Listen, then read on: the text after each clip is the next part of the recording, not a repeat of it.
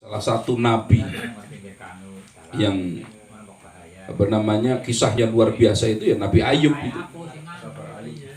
Kisah Nabi Ayub, bagaimana Nabi Ayub itu diberikan ujian yang luar biasa dan beliau itu mampu lolos dan lulus gitu, dari ujian tersebut gitu ya. Sudah beberapa kali saya ceritakan kisah tentang Nabi Ayub tersebut. Silakan, ada lagi yang lain? Oke, silakan. Kulun nate istilahipun niki lah nggih, ujar kulun pun sukses Pak nggih. Pada waktu itu saya sebagai rongsok lah, istilahnya juragan rongsok. Nah, seketika itu seluruh pas kebetulan ada orang yang menuduh saya itu loh. Waktu itu saya mendapat ujian difitnah menjadi maling traktor ya, waktu itu. Dan setelah itu usaha saya bangkrut. Dan pada saat proses kejadian itu difitnah pas di Bali Desa, memang waktu itu saya konsultasi sama Pak Warto, dia menyuruh sabar dan sholat kayak gitu dong. Setelah itu tapi saya lakonnya abot banget loh Pak. Tapi setelah itu waktu itu pas sidang saya emosi Pak. Sekarang kayak gini aja ya, pokoknya yang membela Pak Kaji itu yang apa? Yang kabelnya hilang, insya Allah nek nyolong gitu lah ya. Insya Allah ngono kok anak sing mati salah siji.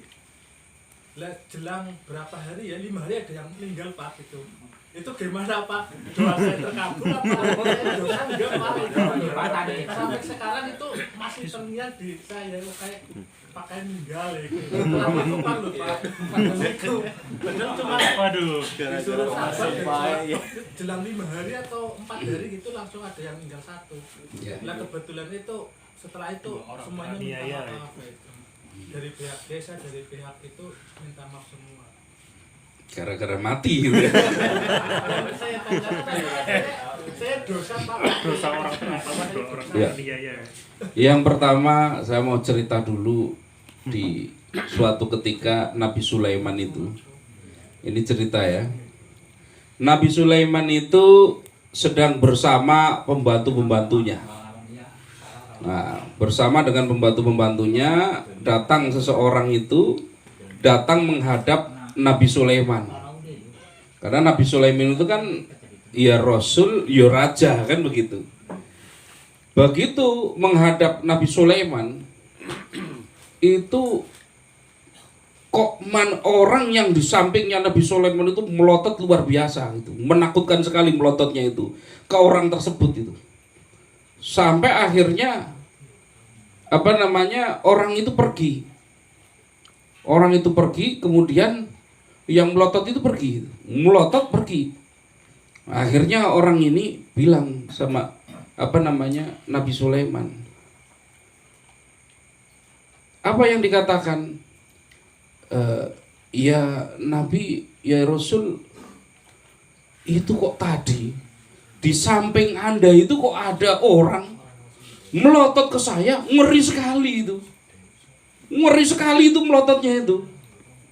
Maka dijelaskan oleh Nabi Sulaiman, oh itu ya pantas kalau dia itu mengerikan. Kenapa? Dia itu malaikat maut itu. Malaikat maut, iya itu. Wah ini berarti mau nyebut saya ini. Wah sudah mending saya begini. Tolong saya didoakan supaya saya itu dikirim ke suatu daerah yang jauh.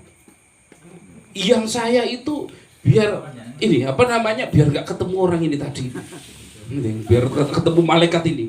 Karena Nabi Sulaiman punya mujizat, salah satunya adalah menguasai angin. Maka orang ini dikirim dengan angin itu ke suatu negeri yang jauhnya luar biasa. Itu. Setelah agak lama itu, itu pagi-pagi itu. Begitu sudah siang, itu malaikat maut datang lagi ke Nabi Sulaiman itu. Ketemu dengan Nabi Sulaiman. Dari mana saya mau tanya itu. Nabi Sulaiman mau bertanya kepada malaikat maut ini. Saya mau nanya. Itu kenapa kamu tadi pagi kok melotot lihat orang itu, lihat tamu saya itu yang menghadap saya itu? Kata malaikat maut, gimana saya nggak melotot? Itu. Gimana saya nggak melotot? ini saya itu dapat perintah dari Allah suruh nyabut orang ini di negeri yang jauh. Lah kok orangnya jam segini masih di situ gitu. Ya saya melotot itu. Lah terus ini kamu tadi dari mana? Lah ternyata orangnya sudah sampai, tak cabut di sana tadi. Jadi yang namanya mati ini memang sudah oleh Allah Subhanahu wa taala itu, bukan karena doa seseorang atau apa itu. Memang waktunya gitu. beneran gitu. Memang waktunya itu. Ini makanya malaikat maut melotot ini udah ini jam segini kok masih di sini, padahal nanti siang harus dicabut di negeri yang jauh loh, kok masih di sini gitu. Kalau di logika dia suruh jalan ke sana nggak mungkin nyampe itu kan. Nah, kok ya minta doa sama Nabi Sulaiman supaya dikirim ke negeri yang jauh gitu. Nah, pas di sana sudah ditunggu sama malaikat langsung cabut nyawanya gitu. Jadi seperti itu. Cuman di dalam adab kita di dalam berdoa itu ya, adab di dalam berdoa, bolehkah kita mendoakan kejelekan terhadap orang lain? Ini ya, ini yang perlu dipahami. Karena ada yang sering mengatakan nggak boleh kita yang namanya berdoa yang jelek terhadap orang lain itu ya. Bolehkah kita mendoakan jelek terhadap orang lain? Caranya begini, adab di dalam, karena Rasul pun pernah melakukan itu. Mendoakan jelek gitu terhadap orang-orang kafir itu pernah. Jadi begini, doanya misalkan begini, kalau kamu nggak tobat, itu misalkan, ya Allah seandainya dia, ya Allah kalau dia itu tidak tobat, maka begini ya Allah itu. Kalau nggak tobat, makanya jangan cuma didoakan jelek saja itu, semoga mati ketabrak mobil lah, misalnya ya nggak boleh. Nah, tapi kalau dia itu nggak tidak bertobat kepada Allah, wah celaka keluarga, celaka dirinya. Misalkan begitu, boleh nggak? Boleh. Itu, tapi harus ada keterlibatan Allah di dalamnya itu tadi, ada doa kebaikan sebenarnya di dalamnya. Itu ya, kan ada persyaratannya kalau tidak tobat itu. Nah, padahal kalau nggak tobat ya nggak usah didoakan juga, dia itu pasti akan menemui kejelekan itu. Itu sudah pasti. Itu ya. Ini jadi ya mati itu bukan karena doa kita itu ya enggak itu. Gitu ya. Ini ada lagi, silahkan yang lain. Ya.